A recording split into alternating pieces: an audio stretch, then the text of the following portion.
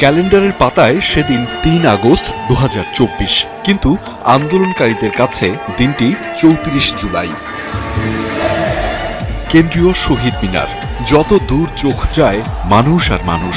কে শিক্ষার্থী, কে অভিভাবক, কে পেশাজীবী, চেনা দেয়। সবার গন্তব্য রক্ত দিয়ে কেনা স্বাধীন বাংলাদেশের ভিত্তিমূল কেন্দ্রীয় শহীদ মিনারে। উদ্বেলিত ছাত্র জনতার প্রতিবাদী স্লোগানে প্রকম্পিত হয় ঢাকার আকাশ বাতাস। বৈষম্য বিরোধী ছাত্র আন্দোলনের পূর্ব ঘোষিত এই কর্মসূচিতে যোগ দিতে রাজধানীর বিভিন্ন প্রান্ত থেকে দলে দলে মিছিল আসতে থাকে সকাল থেকেই। দুপুর গড়িয়ে বিকেল পুরো এলাকা পরিণত হয় জনসমুদ্রে।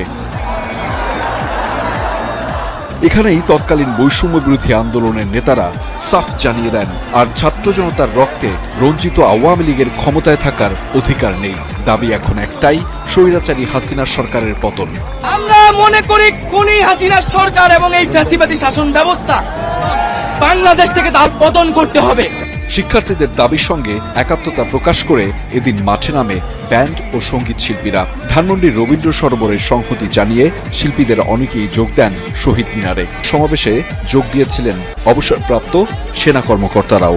সমর্থন আরও জোরালো হয় যখন বিএনপি তাদের অবস্থান জানায়। কেবল নৈতিক সমর্থন নয়, কোটা সংস্কার আন্দোলনে শিক্ষার্থীদের সব ধরনের সহযোগিতা করবে দলটি। ছাত্রদের এই যৌক্তিক আন্দোলন, এই আন্দোলনে আমাদের শুধু সমর্থন নয়, আমাদের সর্ব রকমের সহযোগিতা সহমত তাদের সঙ্গে থাকবে। আন্দোলন দমাতে এদিন রাতে সরকারি বেসরকারি বিভিন্ন বিশ্ববিদ্যালয়ের ভিসি, শিক্ষক এবং কলেজ অধ্যক্ষদের সঙ্গে মত বিনিময় করেন শেখ হাসিনা। আন্দোলনকারীদের সাথে আলোচনায় বসার আগ্রহ প্রকাশ করেন তিনি। যখনই এই আন্দোলনকারীরা কথা বলতে চায়, আলোচনা করে সমাধান করতে চায়, আমি তাদের সাথে নিজেই বসতে রাজি। অন্যদিকে তারই দলের সাধারণ সম্পাদক ওবায়দুল কাদের ঘোষণা করেন পাল্টা কর্মসূচির। জানান, পরদিন থেকে রাজধানী সহ দেশের সকল নগর মহানগরে জমায়েত কর্মসূচি পালন করবে আওয়ামী লীগ। বাংলাদেশের সকল জেলা ও মহানগরে জমায়েত।